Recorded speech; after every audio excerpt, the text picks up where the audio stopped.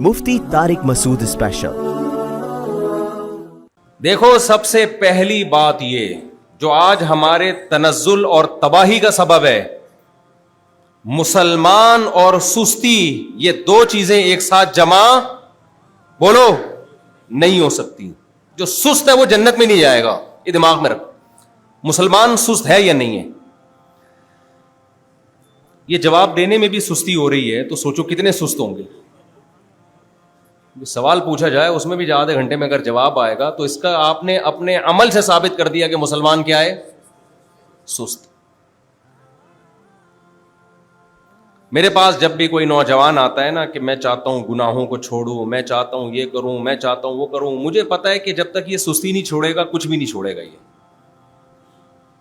ہر کام دنیا میں ہمت سے ہوتا ہے۔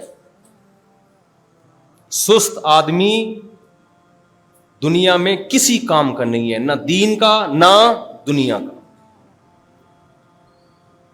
میں نے دین پہ دنیا میں چلنے والے جو بہت ایکٹیو تھے،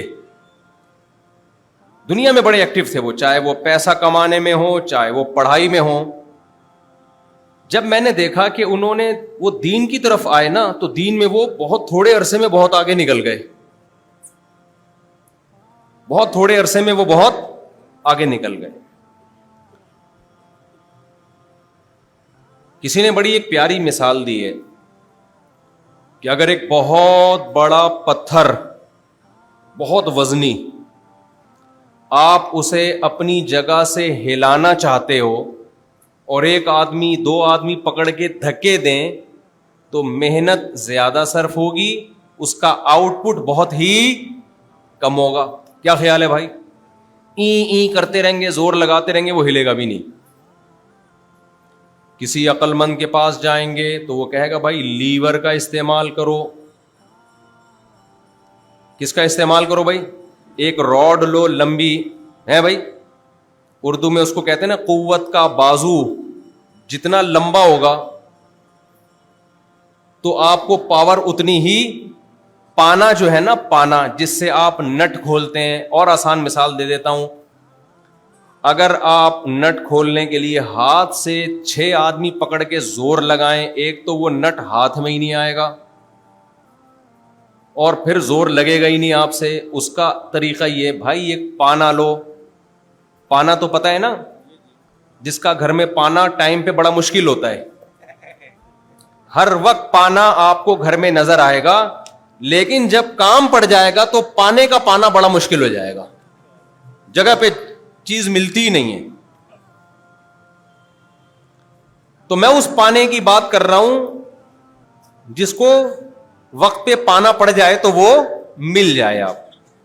آپ نے کیا کیا؟ اس پانے سے پکڑ کے نٹ کو ہلایا، پھر بھی اگر نہیں ہل رہا تو لوگ کیا کہتے ہیں، میں سائنس سمجھا رہا ہوں دیسی سٹائل میں، قوت کا بازو کہتے ہیں نا سائنس میں، جتنا لمبا ہوتا ہے نا لیور تو فورس اس کے اینڈ میں سب سے کم لگانی پڑتی ہے نا۔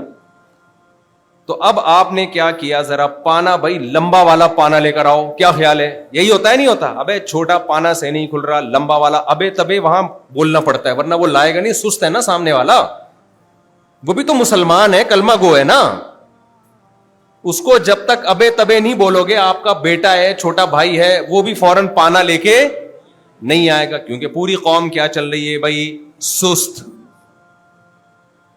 یہ جنت میں جائے گی؟ جس سے پانا نہیں کھل رہا اور پانا تلاش کرو تو وہ لا کے نہیں دے رہا سستی کی وجہ سے، تو یہ کہاں جائے گی میرے بھائی؟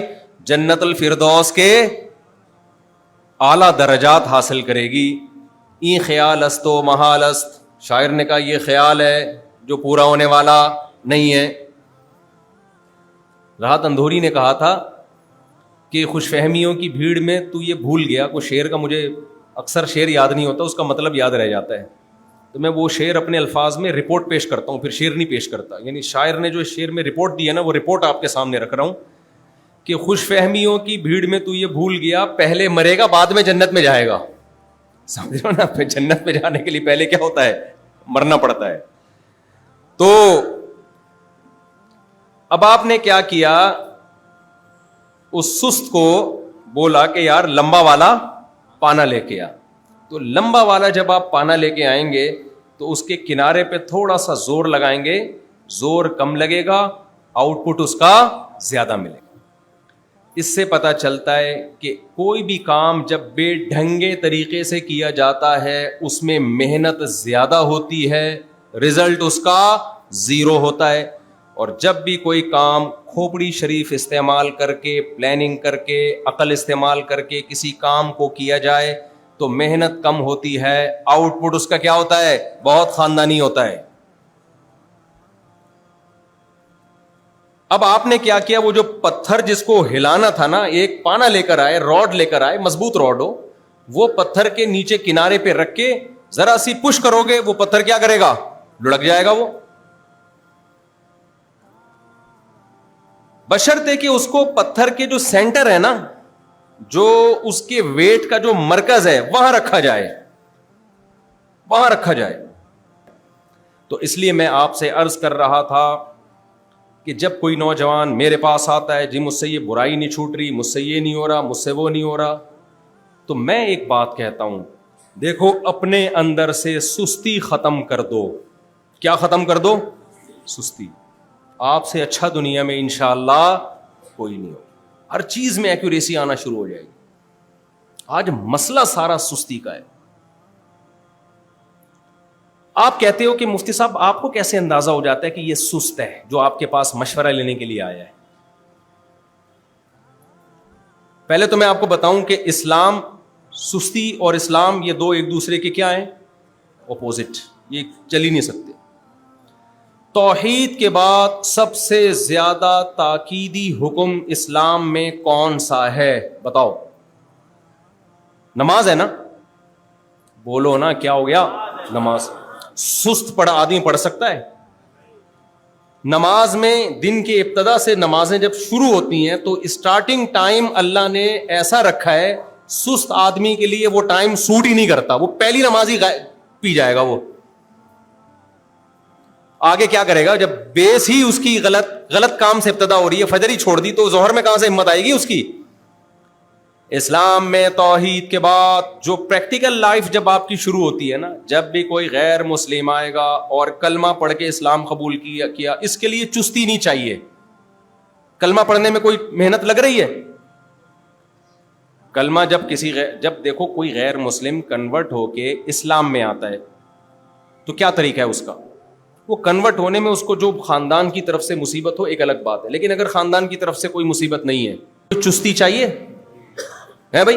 وہ آئے گا بھائی لا الہ الا اللہ, اشہد ان لا الہ الا اللہ و اشہد ان محمد عبدہ و رسولہ, میں اللہ پہ, اللہ کے رسولوں پہ, فرشتوں پہ, تقدیر پہ ایمان لایا, میں ہندو ہوں تو ہندو مذہب کو چھوڑتا ہوں, عیسائی ہوں تو عیسائی مذہب کو چھوڑتا ہوں, یہودی ہوں تو یہودی. اس کے لیے کوئی ٹینشن نہیں. لیکن اب ٹینشن شروع. جیسے ہی کلمہ پڑھے گا, اگر کسی صحیح عالم کے ہاتھ پہ کلمہ پڑھے گا تو عالم سب سے پہلے اس کو حکم دے گا غسل کرو. کیا کرو بھائی؟ مستحب ہے کلمہ پڑھنے کے بعد سب سے پہلا کام کیا کیا جائے؟ پراپر غسل. اب کیا ہوگا جی؟ وقتی نماز. کیونکہ اب کلمہ پڑھنے کے بعد جو نمازیں ضائع ہوں گی وہ زندگی بھر تمہارے کندھوں پہ قرض رہیں گی. یہ جو قضائے عمری کا کہتے ہیں نا, کوئی حدیث نہیں ہے قضائے عمری پر. آج کل بہت بڑا مسئلہ یہ ہے, بخاری مسلم کی حدیث ہے کہ علماء دنیا سے ختم ہوں گے, لوگ جاہلوں کو سردار بنا لیں گے.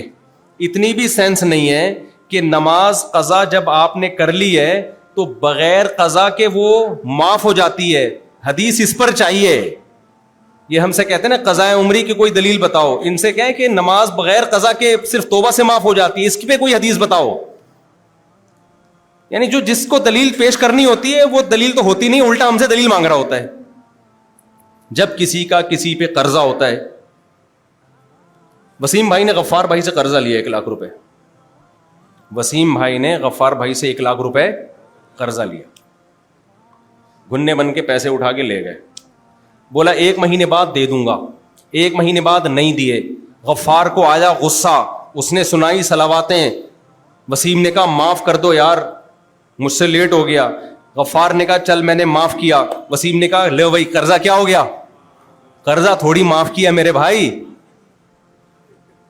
جو لیٹ پیمنٹ کر رہے وہ معاف کر دی ہے. اب میں گیا وسیم کے پاس, ابے تو غفار کے لاکھ روپے کھا کے بیٹھا ہوا ہے, دینا دینا بھائی تو غفار جواب میں کہتا ہے, نہیں وسیم جواب میں کہتا ہے کہ اس پر کوئی دلیل لے کر آؤ کہ غفار نے یہ بھی کہا ہے کہ میں اس سے 1 لاکھ روپے لوں گا, کیونکہ اس وقت اس نے ایسا کچھ بھی نہیں کہا تھا, لہذا وہ معاف ہو گئے. تو میں کہوں گا دلیل تیرے ذمے ہے کہ تو یہ کہے کہ غفار نے کہا کہ 1 لاکھ نہیں لینے ہیں, میں نے معاف کر دیا. تیرے پاس کوئی گواہ ہے تو پھر پیش کر, ورنہ اصل تو یہی ہے کہ جو جس سے پیسے لیتا ہے ٹائم پہ نہ دے تو ٹائم کے بعد دینے پڑتے ہیں. دین اللہ احق ان یقضی, حدیث میں آتا ہے اللہ کا قرضہ اس بات کے زیادہ لائق ہے کہ دیا جائے. یہ تو میں جب کہہ رہا ہوں, جب اگر حدیث نہ بھی ہوتی تو بھی قضاء عمری واجب تھی, جبکہ اس پر تو حدیثیں بھی موجود ہیں. نبی کی جب بھی نماز قضا ہوئی ہے آپ نے قضا بھی پڑھی ہے, استغفار بھی کیا ہے. سمجھ میں نہیں آ رہی میرے خیال بات؟ اب اس پر کوئی دلیل لے کر آؤ کہ 4 نمازیں غزوہ خندق میں قضا ہوئی, وہ تو پڑھی جائیں گی, 4000 ہو تو معاف ہیں. اس پر کوئی حدیث لے کر آؤ تو ہم کہیں گے بھائی معاف ہیں. حدیث میں نہ 4 میں فرق ہے نہ 4000 میں کوئی فرق ہے. تبھی یہ مسئلہ بھی اجماعی ہے. یہ تو اب اہل حدیثوں نے شروع کر دیا, ورنہ صدیوں سے اس پر اجماع ہے. امام احمد بن حنبل صرف اس کے قائل تھے کہ نماز قضا کر دی تو توبہ ہوگی, قضا نہیں پڑ. وجہ اس کی ہے وہ کسی اور بیس پہ, وہ اس لیے کہ جو ان کی نظر میں جو قضا کر دے وہ کافر ہو گیا, اس کو مسلمانوں کے قبرستان میں دفن کرنا ہی جائز نہیں ہے, اس کا تو نکاح بھی ٹوٹ گیا. وہ کہتے ہیں اب جب توبہ کرے گا تو دوبارہ مسلمان ہوگا, تو وہ حالت کفر میں چھوڑی ہیں نمازیں اس نے, جبکہ ہم اس کو کافر نہیں کہتے, جمہور اس کو کافر نہیں کہتے. تو اگر آپ نے یہ کہنا ہے نا کہ قضاء عمری معاف ہے تو پھر مانو کہ پھر وہ کافر تھا, پھر جب کافر تھا تو اس کو قبرستان میں دفن کرنا بھی جائز نہیں تھا. کسی امام کا قول لیتے ہو تو پوری تفصیل کے ساتھ لو. یہ نہیں ہوتا کہ قضا والے مسئلے میں ابو حنیفہ کا قول لے لیا اور کافر والے مسئلے میں امام احمد کا قول لے لیا, ایسا نہیں چلتا مارکیٹ میں. نہیں آ رہی میرا خیال ہے بات سمجھ میں؟ تو ہر آدمی منجن بیچ رہا ہے یار یوٹیوب پہ آ کے. یہ لوگ تمہیں ابو حنیفہ امام شافعی سے جو ہٹاتے ہیں نا کہ ہم نبی کو مانتے ہیں, ابو حنیفہ کو نہیں مانتے, اصل میں نبی کو ماننے کی بات نہیں ہے, نبی کو سب مانتے ہیں. بات یہ ہوتی ہے کہ حدیثوں کی ایک تشریح ائمہ نے کی ہے, ایک تشریح یہ لوگ کر رہے ہیں, یہ کہہ رہے ہیں ہماری تشریح تو اللہ کے رسول کی تشریح ہے اور ابو حنیفہ کی تشریح وہ قرآن حدیث کے خلاف ہے. یہ غلط ہے بھائی. ابو حنیفہ شافعی کو تم سے زیادہ قرآن حدیث کا پتا تھا, سمجھتا نہیں ہے نا بات کو. اس لیے جو ائمہ کرام کو چھوڑے گا نا وہ آج کل کے اسکالر کی تقلید پہ آ جائے گا, وہ لیبل اس پہ قرآن اور سنت لگائے گا, اندھی تقلید کر رہا ہوگا ان کی. اس لیے میں بار بار کہتا ہوں ہمیں کوئی حنفیت کو پھیلانے کا شوق نہیں. اگر ہم حنفیت کو پھیلانے کی کوشش کرتے تو ہم شوافے کو برا سمجھتے, حنابلہ کو برا سمجھتے. ہمارا ظرف تو بہت بڑا ہے, لیکن ہم تمہیں یہ کہہ رہے ہیں کہ تمہیں یہ مجتہدین سے ہٹا کے قرآن و سنت کے نام پہ اپنا منجن بیچ رہے ہیں. اس منجن پہ قرآن و حدیث کا لیبل لگ رہا ہے, اور ابو حنیفہ شافعی نے جو بات کی اس کو کہتے ہیں قرآن حدیث کے خلاف ہے. یہ تمہیں لگ رہی ہے خلاف ہے, نہیں, خلاف تمہاری باتیں ہیں. خیر, میں سستی پہ رپورٹ پیش کر رہا تھا بار بار. یہ بیچ میں قیام و طعام جو ہے نا, جب ہم منزل کی طرف جاتے ہیں تو بیچ میں قیام و طعام آتا ہے. تو میں یہ عرض کر رہا تھا کہ دیکھو جب کوئی غیر مسلم کلمہ پڑھ کے مسلمان ہوگا, سب سے پہلے اب سستی نہیں چلے گی. سب سے پہلا کام کیا ہے؟ عشاء پڑھ لے بھائی, عشاء میں مسلمان ہوا, چل بھائی شاباش, جتنی آتی ہے 4 رکعتیں کسی بھی طریقے سے اس کو پڑھا دی جائیں گی, اور وتر بھی پڑھائے جائیں گے. اب وہ جا کے سو گیا گھر میں, تھکا ہوا تھا جی, اسلام قبول کیا ہے, مبارک باتوں کے ہار ڈلے ہیں گلے میں, پھول آئے ہیں اور وغیرہ وغیرہ وغیرہ, تھک گیا, رات کو 3 بجے جا کے سویا ہے. اگر وہ فجر چھوڑے گا کبیرہ گناہ کا مرتکب ہوگا کہ نہیں ہوگا؟ اسلام میں نماز قضا کرنے سے بڑا کوئی جرم نہیں. واحد ایک ایسا عمل ہے جس میں امام احمد تو کہتے ہیں اسلام سے ہی خارج ہو گیا, جمہور کہتے ہیں خارج تو نہیں ہوا لیکن کفر کے قریب پہنچ گیا. اگر وہ سست ہے, اٹھے گا فجر میں, سست آدمی کا باپ بھی نہیں اٹھ سکتا معذرت کے ساتھ.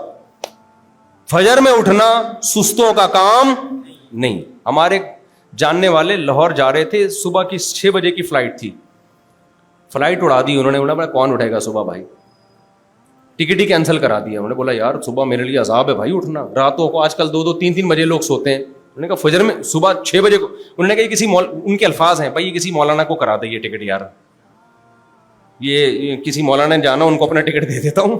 یہ ان کے الفاظ ہیں, وہ فجر میں اٹھتے ہیں. تو ایک داڑھی والے تھے, انہوں نے کہا, مجھے کہا کہ یہ میں آپ ٹرانسفر کیا یا کیا کیا, کیونکہ آپ فجر میں اٹھتے ہیں. فجر میں اٹھنا سست آدمی کا کام بولو نہیں ہے. تو اسلام تو شروع ہی ٹینشن سے ہو رہا ہے. ہندوستان میں ایک غیر مسلم انگریز تھا, گرمیوں میں رمضان میں مسلمان ہو گیا. ایک تو گرمی اوپر سے. تو ایک دیہاتی تھا وہاں پہ گاؤں کا, اس نے بولا پتہ چلے گا اس کو اسلام تو لے آیا ہے. اور آپ کو پتہ ہے اگر کوئی غیر مسلم جو صبح دوپہر صبح سے کھا رہا تھا 12 بجے تک 1 بجے تک کھاتا رہا رمضان میں, جیسے ہی اسلام قبول کرے گا, روزہ تو نہیں ہوا اس کا لیکن اب کھانا پینا اس کے لیے ناجائز. جیسے کوئی حیض والی عورت جس کا روزہ نہیں تھا, اگر حیض آنا بند ہو جائے روزے کے بیچ میں تو اب کھانے پینے سے رکنا اس پہ کیا ہو جائے گا, واجب. ایک آدمی مسافر تھا, روزہ نہیں رکھا اس نے, اسی دوران اپنے شہر میں آ گیا, وہ روزہ تو نہیں ہے اس کا لیکن اب شام تک روزے داروں کی طرح رہنا اس پہ واجب, کیونکہ فمن شہید منکم الشہر فلیصم, یہ حکم اس کی طرف متوجہ ہو گیا ہے. روزہ تو نہیں ہوگا کیونکہ روزے کے رکن پایا نہیں گیا صبح سے, لیکن اب اس پہ روزے داروں کی طرح رہنا لازم ہو جائے گا. تو اب آپ بتاؤ, غیر مسلم نے رمضان میں صبح 8 بجے اسلام قبول کر لیا گرمیوں میں, تو فوراً اس کو کیا کہا جائے گا, بھائی آپ کا آج کا روزہ تو نہیں ہے, کیونکہ روزہ صبح صادق کے بعد سے ہوتا ہے. اگر کچھ کھایا پیا نہیں تھا تو پھر تو نیت کر لو, ہو جائے گا. کھا لیا روزہ تو نہیں ہوگا, لیکن اب آپ شام تک کیسے رہیں گے, سست یہ کر لے گا, کم ہمت افورڈ کر پائے گا. کم ہمت کہے گا ابے بھائی یار کیا کر رہے ہو, پسینہ نکل رہا ہے یار, آتے ہی چترول لگنا شروع, سر منڈاتے ہی اولے. یہ کہے گا کہ نہیں کہے گا, بھائی ابھی اسلام لائیں, ٹینشن شروع. بھائی نام اس چیز کا ہے, پیڑے کھانے کا نام تھوڑی ہے اسلام. ایک صاحب وہی غیر مسلم مسلمان ہوئے رمضان میں نا, گرمیوں میں, تو میں نے یہی کہا کہ بھائی ان پر لازم ہے اور اگلے دن ان کو روزہ رکھنا ہے. تو کسی نے کہا نہیں بیچارہ ابھی نیا نیا آیا ہے, سختی نہ کرو. میں نے کہا دیکھو ہم شرعی مسئلہ بتائیں گے, کسی کے دل رکھنے کے لیے اسلام کو چینج نہیں کیا جا سکتا. اسلام پہ تھوڑی کمپرومائز ہے, باقی اس کی مرضی, اللہ جانے وہ سارے مسلمان کون سے روزے رکھ رہے ہیں, ہم ان کو کیا کہہ دیتے ہیں. ہم سے پوچھے گا تو ہم کہیں گے نہیں رکھ سکتے, رکھنا پڑے گا آپ کو. جیسے کوئی آدمی بینک میں جاب کرتا ہو, میرے پاس جب آتا ہے نا مسئلہ پوچھنے کہ میں بینک کی جاب اگر چھوڑ دوں, سودی بینک میں جاب کر رہا ہوں, میں چھوڑ دوں تو میرے پاس تو کوئی دوسرا ذریعہ آمدن نہیں ہے, تو کیا میرے لیے جائز ہے میں اسی میں جاب کرتا رہوں. تو عام طور پہ بعض مذہبی اسکالر کہہ دیتے ہیں ہاں جب تک دوسری جاب نہیں ملے آپ کرتے رہیں. میں نہیں کہتا یہ. بھائی ہم مشیر نہیں ہیں, ہمارا کام ہے خدا کا پیغام لوگوں تک پہنچا دینا. بھائی حلال نہیں ہے, باقی آپ کتنے پانی میں ہیں, آپ کا اللہ پہ اعتماد کتنا ہے, آپ جانے اللہ جانے, میں کیوں آپ کو بتاؤں گا. بھائی میں نے ایک دفعہ مسئلہ بتایا رمضان میں, کئی دفعہ بتایا, ہر دفعہ ہی جھاڑ پڑتی ہے لوگوں کی طرف سے نا, کمنٹس میں اٹھ پٹانگ باتیں, کہ بھائی شریعت میں حکم یہ ہے کہ رمضان کا روزہ صرف مسافر چھوڑ سکتا ہے, حائضہ عورت چھوڑے گی, اور بیمار چھوڑ سکتا ہے. اس کے علاوہ رمضان کا روزہ چھوڑنے کی کسی کو اجازت نہیں ہے, مزدور کو بھی نہیں ہے. لوگوں نے مجھ سے پوچھا یہ مزدور بیچارے, گرمیوں کے روزوں کی بات ہے, ابھی تو پھر تھوڑا سا ٹھنڈ میں آنا شروع ہو گئے ہیں. جون جولائی کے کراچی کے روزے ایسے خطرناک روزے تھے, اف, ہمیں یاد ہے وہ جو یاد ہے نا پہلے روزے میں کتنے جنازے اٹھے تھے, ان روزوں کی بات کر رہا ہوں. بہت شدید گرمی تھی, اور اس رمضان میں بالکل غائب ہونے والا تھا, کیونکہ میرے کام بہت تھے اس میں. تراویح میں پڑھا رہا تھا, بیان میں کر رہا تھا, پسینے ہی پسینے, جب تراویح پڑھاتے تھے نا اتنے بھر بھر کے پسینے نکلتے تھے. تو مجھے اندازہ ہوا 1 مہینے بعد میں مارکیٹ سے آہستہ آہستہ شارٹ ہونے والا ہوں. ایسے خطرناک روزے تھے وہ. اب آپ بتاؤ جب میری یہ حالت تھی تراویح پڑھانے پہ, حالانکہ تراویح تو روزے کی حالت میں نہیں ہوتی, تو جو مزدور بیچارہ گڑھا کھودتا ہے, کنویں کھودتا ہے, اس کی کیا حالت ہوتی ہوگی, روزہ رکھ کے کنویں کھود رہا ہے. ان مزدوروں کے بارے میں لوگوں نے اس وقت کراچی میں کھدائی کا کام بھی ہو رہا تھا. وہ تو الحمدللہ جب سے پاکستان بنا ہے کھدائی کا کام ہی الحمدللہ ہو رہا ہے. ایسا لگتا ہے سونے کی کانیں دریافت ہو رہی ہیں الحمدللہ. ملا کچھ نہیں ابھی تک. پانی تلاش کر رہا ہے کوئی, لوگ گھروں کے باہر کھدائی کر رہے ہیں. یار پانی تو آ نہیں رہا گھر میں. میں نے بھی اپنے گھر کے باہر کھدائی کر, پانی نہیں آ رہا. میں نے کہا دیکھو پتہ نہیں کوئی لائن ہے بھی کہ نہیں ہے. ہم ایسے ہی نلکا کھول کے بیٹھے ہوئے ہوتے ہیں, ایسا تو نہیں آکسیجن کی لائنیں ہوں اور ہم ان میں پانی تلاش کر رہے ہوں. تو اب رمضان میں ہم نے دیکھا کہ مزدور کھدائی کرتے ہیں. آپ ذرا تھوڑی دیر کھدائی کر کے دیکھ لو, دماغ خراب ہونا شروع ہو جاتا ہے.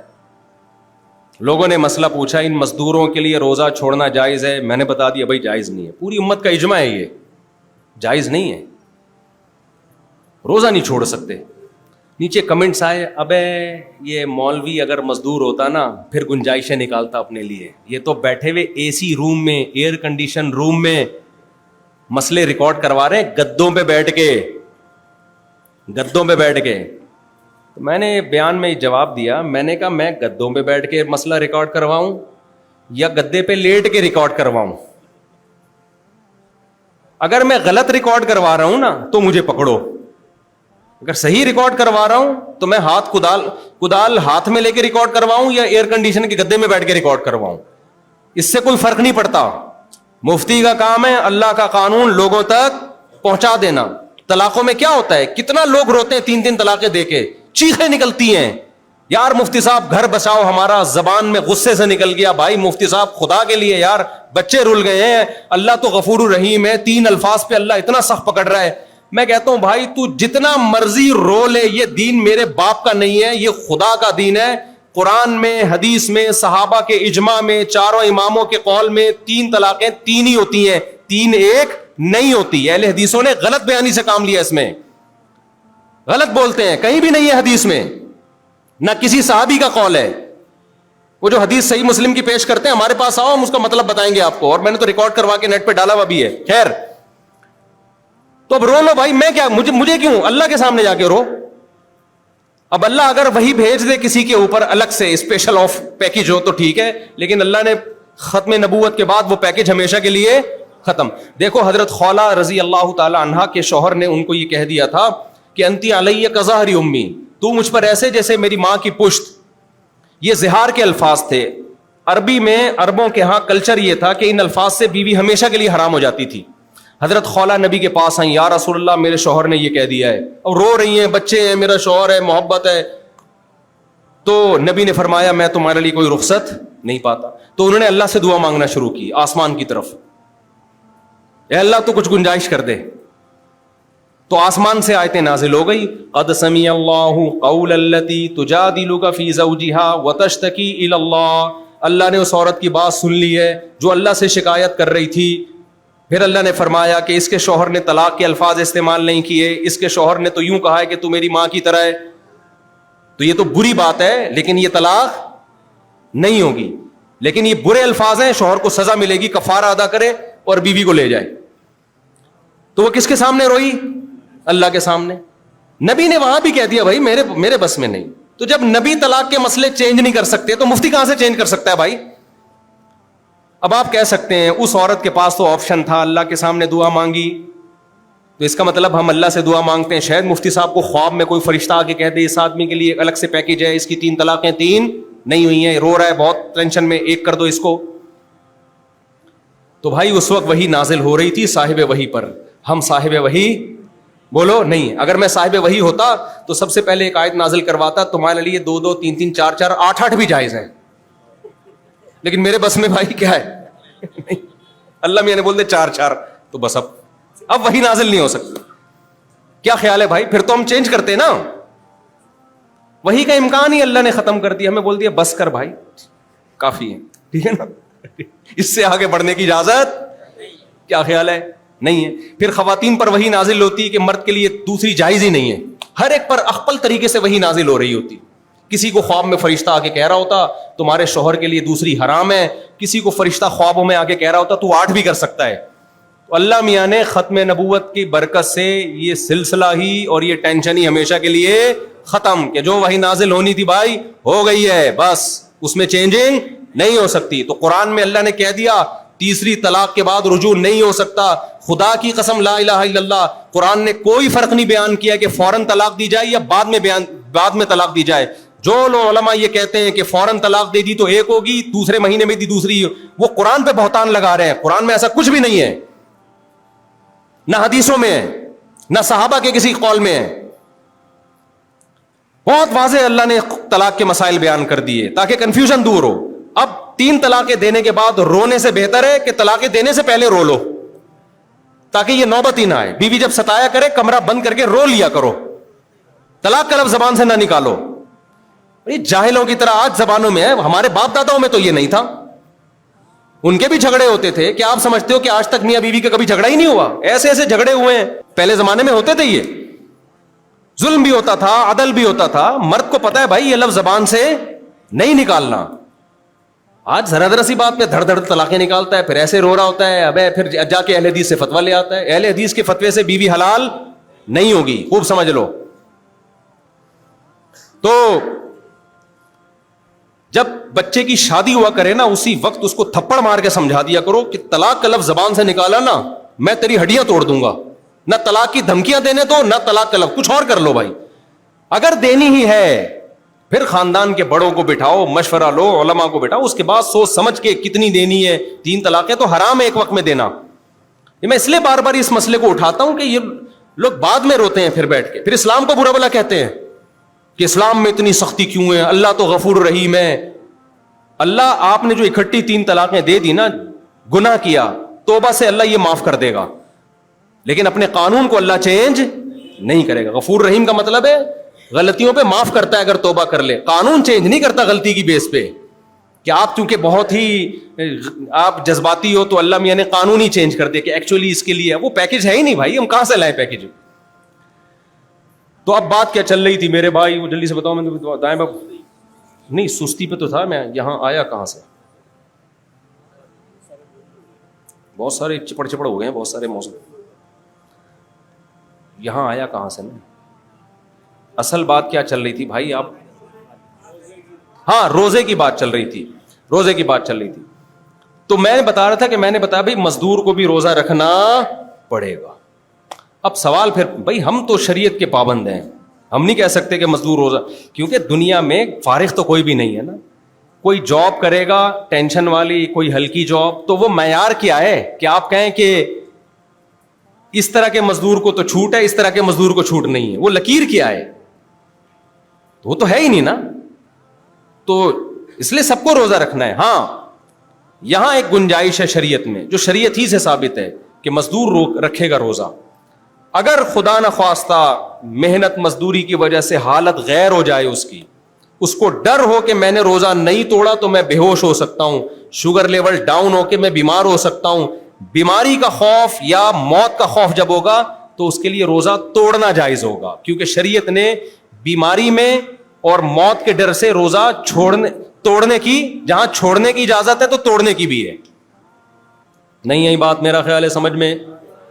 تو چونکہ ابھی یہ بیمار ہے نہیں, نہ موت کا خوف ہے, لہذا ابھی رکھے, جب خوف ہوگا تو توڑ دے. اس لیے علماء نے بڑی زبردست بات کی ہے, تبھی دین علماء سے سیکھا کرو, کیونکہ ہمارا 1400 سال سے سلسلہ چلا آ رہا ہے. یہ کوئی آج دین تھوڑی آئے, تو مسائل صدیوں سے ہیں, اس پہ ریسرچ ہو چکی ہے. نئی نئی ریسرچیں لوگوں کے سامنے مت لاؤ. تو علماء نے بیان کیا ایک کوئلے کی کان میں کام کرنے والا مزدور وہ روز روزہ رکھے گا, جب مجبور ہوگا تو روز توڑ دے گا, اسے توڑنے کا گناہ نہیں ہوگا. بعد میں جب حالات صحیح ہو جائیں تو پھر قضا کر لے اس کی, لیکن رکھنا روز پڑے گا. بے شک روز توڑ دے, رکھے گا اس لیے کہ رکھنے کا حکم اس کی طرف بھی متوجہ ہو رہا ہے, توڑے گا اس لیے کہ شریعت اس کو توڑنے کی اجازت. تو مفتی اپنی طرف سے تھوڑی کہے گا. اب لوگ کہتے ہیں یار روزانہ رکھ کے توڑنے سے بہتر ہے کہ رکھو ہی نہیں. بھائی اس کی ہمارے پاس کوئی دلیل بولو نہیں ہے. جب اللہ کہے گا رکھو تو رکھنا ہے, جب اللہ کہے گا توڑو تو کیا ہے, بلکہ توڑنا واجب ہوگا اس کے اوپر اگر جان جانے کا خطرہ ہے, اور پھر توڑ دینا بھی چاہیے. لوگ فنٹر بنتے ہیں, شوگر کے پیشنٹ بہت سے انا للہ ہو چکا ہے ان کا. میں نے دیکھا ہے شوگر کے پیشنٹ کو ڈاؤن ہو رہا ہے, لوگ کہہ رہے ہیں چینی کھا لے, کہہ رہے نہیں ایکچولی رمضان میں آج تک میں نے کبھی روزہ چھوڑا نہیں ہے, تو ریکارڈ بنا لیا اور دنیا سے چلے گئے. تو یہ کوئی ثواب کا کام نہیں کیا. ہمارے محلے میں جب یہ ہیٹ اسٹروک کا مسئلہ آیا تھا, ایک صاحب نے فنٹر بننے کی کوشش کی, ان کے حالات بیچارے بیمار تھے. میں نے کہا بھائی چھوڑ دو, تم تو بیمار ہو, بیمار کے لیے تو چھوڑنا بھی جائز ہے, تم تو ویسے ہی بیمار ہو. نہیں جی, 11-12 بجے حالت خراب ہوئی, زمین پہ دھڑام سے گر گئے. میں نے کہا پانی, کہہ رہے نہیں پانی نہیں. میں نے کہا زبردستی پائپ لگا دو اس کے منہ سے, توڑوایا, زبردستی زندہ بچے ہیں. تو یہ فنڈر گیری اللہ کو پسند بولو نہیں ہے. ریکارڈ نہیں بناؤ بھائی, اللہ کو راضی کرنا ہے. جب اللہ کہہ رہا ہے چھوڑ دو تو چھوڑ دو, اللہ کہہ رہا ہے رکھ لو تو کیا کرو گے, رکھ لو, ختم ہو گئی بات. اس میں کون سی ٹینشن کی بات ہے. ہم تو ریکارڈ بنانے کے چکر میں ہیں. ایک صاحب نے ریکارڈ بنانا تھا 40 دن تکبیر اولی سے نماز پڑھوں گا. بڑی اچھی بات ہے, پڑھنی چاہیے. پڑھ رہے تھے کنٹینیو. ایک دن امام صاحب نے کہا بھائی کل جو میں نے عصر پڑھائی ہے, مجھے بعد میں یاد آیا میرا تو وضو تھا ہی نہیں, سب لوگ اپنی اپنی نماز لوٹا لیں. اس نے کہا میری تکبیر اولا چھوڑ دی. اتنا برس رہے ہیں, 2 دن تک امام کو ڈانٹتے رہے ہیں. مجھے پتا چلا, میں نے کہا اس کو اللہ کی رضا کا شوق نہیں ہے, کیونکہ جب بیچارے نے غلطی ہو گئی نا, اس کی دینداری ہے کہ اس نے بتا دیا. وہ نہ بتاتا تو کوئی کسی کے باپ کو بھی پتا چل سکتا. یار تھوڑی لالو کھیتی زبان بھی ہماری, کیا کریں ہم کراچی میں ہی پیدا ہوئے ہیں نا. لوگ کہتے ہیں ممبر پہ بیٹھ کے کیا باپ کی باتیں کر رہے ہو, کیا کریں ہم. تو نہیں, باپ کے علاوہ کیا بولوں, آپ مجھے بتاؤ نا. تو یعنی کسی کے والد محترم کو پتا چلتا اگر امام صاحب بغیر وضو کے پڑھاتے اور نہ بتاتے ہیں؟ نہیں پتا چلتا. ان کے تقوی انہوں نے بتا دیا. تو بھائی آپ کو جماعت کا ثواب مل گیا, تکبیر اولا کا ثواب مل گیا, اللہ کے ریکارڈ میں آپ تکبیر اولا والے کہلاؤ گے. تو یہ خام خواہ کی جو ٹیشن بازیاں ہوتی ہیں یہ اللہ کو پسند نہیں ہوتی. تو اللہ مزدور سے کہہ رہے رکھ لے, جب کہہ رہے توڑ لے تو کیا کر, توڑ لے, بس چلاتا رہے ایسے ہی. اچھا خیر, تو ہم اس پر بات کر رہے تھے. اب دیکھو, غیر مسلم نے گرمیوں کے روزے میں اسلام قبول کیا. اسلام یہ کہتا ہے اب آپ کو روزہ چھوڑنے کی اجازت نہیں ہے. اب وہ یہ کہ ایکچولی ابھی تو مجھے عادت ہی نہیں ہے, میں یوز ٹو ہی نہیں ہوں, میں تو نیا مسلمان ہوں. نہ بھائی, تو نیا ہو یا پرانا ہو, جیسے ہی اسلام قبول کیا, اسلام کے سارے حکام تیری طرف متوجہ ہو گئے, سارے حکام. ہاں جو بس میں ہی نہیں ہے وہ معاف ہے. بس میں کیا نہیں ہے, اب سورہ فاتحہ اس کو آتی نہیں ہے تو نماز کیسے پڑھے گا. تو بھائی چلو اردو میں فاتحہ پڑھ لو, ٹھیک ہے نا, ترجمہ پڑھ لو, ایک آیت پڑھ لو, تو وہ سیکھنے کی کوشش کرے. وہ تو ممکن ہی نہیں ہے نا اس کے بس میں. تو میں یہ عرض کر رہا تھا, اس سے پتہ چلتا ہے بھائی اسلام قبول کرتے ہی آپ کے پر جو شریعت کے احکام لاگو ہوتے ہیں وہ احکام سست آدمی ان احکام کو فالو کر ہی نہیں سکتا. لہذا اسلام اور سستی 2 متضاد چیزوں کے نام ہیں, یہ دونوں کبھی بھی جمع نہیں ہو سکتے. اس لیے اگر آپ چاہتے ہو کہ ادخلوا فی السلم کافہ, میں مکمل اسلام میں داخل ہو جاؤں, نماز کتنے بجے ہے, 7:45 پہ. اچھا, نماز انشاءاللہ ٹائم پہ ہی ہوگی, بے شک بیان تھوڑا لیٹ ختم ہو جائے, اذان پھر لیٹ ہو جائے, لیکن نماز انشاءاللہ ٹائم پہ ہی ہوگی, یہ بے فکر رہیں. اگر بیان ہمارا کمپلیٹ نہ بھی ہوا نا تو ہم باقی 5-10 منٹ کا ٹائم نماز کے بعد لے لیں گے ہم. تو اس میں آپ ٹینشن نہ لیں, کیونکہ نمازیں ٹائم پہ ہی ہونی چاہیے. بہت سے لوگ بیان نہیں سننے آئے ہوتے, وہ بلا وجہ پھر غصے ہو رہے ہوتے ہیں. تو بات صحیح ہے کہ ہمیں ان کا خیال کرنا چاہیے نا. تو اس سے پتہ چلتا ہے بھائی اسلام اور سستی ایک ساتھ جمع کسی قیمت پہ نہیں ہو سکتے. تو اللہ میاں نے فجر کی نماز لازم کر کے بتا دیا کہ سست. دیکھو دنیا کی کوئی بھی قوم ایسی نہیں ہے جس کو فجر میں نیند قربان نہ کرنی پڑے. کچھ لوگ جلدی سوتے ہیں, کچھ دیر سے سوتے ہیں, لیکن فجر سے پہلے کا ٹائم ایسا ہے جب سو ہی رہے ہوتے ہیں. کراچی میں جو گٹکے والے لوگ ہیں, لڑکے گٹر کے ڈھکنوں والے, وہ بھی بیٹھے بیٹھے 3-4 بجے تک بالآخر تھک کے گھر چلے جاتے ہیں اور بستر پہ پڑ جاتے ہیں. اللہ نے ٹائم ایسا رکھ دیا ہے یا نہیں. اب آپ یہ چاہتے ہو کہ آپ سے گناہ چھوٹ جائیں, آپ نیک انسان بن جاؤ, تو اس کے لیے آپ کو ایک چیز کو پکڑنا پڑے گا. وہ کیا ہے؟ سستی چھوڑ دو, چست بن جاؤ, سب چیزیں سیٹ ہو جائیں گی. کم ہمتی سے، جو کم ہمت آدمی ہے نا وہ دنیا میں کسی کام کا نہیں، وہ نفس اور شیطان کے ہاتھوں چت لیٹا ہی رہتا ہے ہر وقت، کسی کام کا نہیں۔ آپ کہہ سکتے ہو دنیا میں بہت سے چست بھی ہم نے دیکھے ہیں، وہ تو دین پہ نہیں چلتے۔ میں نے یہ نہیں کہا کہ جو بھی چست ہے دین پہ چلے گا، میں کہہ رہا ہوں جو سست ہے وہ نہیں چلے گا۔ پھر جو چست ہے ان میں سے کچھ چلیں گے، کچھ نہیں چلیں گے۔ جن کے کانسیپٹ دین کے بارے میں کلیئر ہوں گے وہ چلیں گے، جن کے کانسیپٹ کلیئر نہیں ہے وہ انگریز چست ہوتے ہیں سارے، لیکن اسلام کو نہیں مانتے تو نہیں چلتے۔ لیکن ہم اسلام کو مانتے ہیں تو اتنا کافی نہیں ہے، چست بھی ہوں گے تو چلیں گے۔ اب میں چستی کے آپ کو کچھ طریقے بتا رہا ہوں، وہ جب تک آپ اپنی زندگی میں نہیں لاؤ گے نا، آپ کی زندگی پوستیوں والی گزرے گی، سست گزرے گی، نہ دین کے رہو گے اور نہ دنیا کے رہو گے۔ تو پہلے تو یہ پوائنٹ کلیئر ہو گیا کہ نہیں ہو گیا کہ سستی اپنے آپ سے کیا کرنی ہے، کم ہمتی، سستی۔ حدیث میں دعا بھی ہے، اللہم انی اعوذ بک من الجبن، اے اللہ بزدلی سے تیری پناہ مانگتا ہوں، ومن الکسل، اے اللہ سستی سے تیری پناہ مانگتا ہوں۔ یہ دعائیں بھی مانگا کرو۔ اب سستی کیسے ختم ہو، اس کا بھی وہی طریقہ ہے کہ ایسا پلاننگ کی جائے نا کہ محنت کم ہو اور آؤٹ پٹ کیا ہو۔ 2-4 چیزوں میں سستی ختم کر دو نا، باقی سب چیزوں میں خود بھی ختم ہو جائے گی۔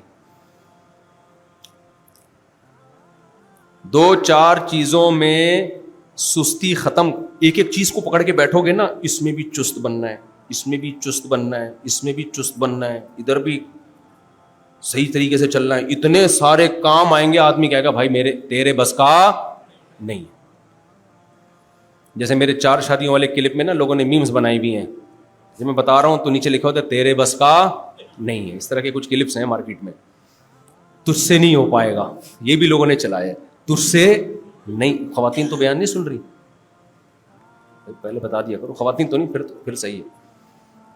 کہتے ہیں تجھ سے نہیں ہو پائے گا۔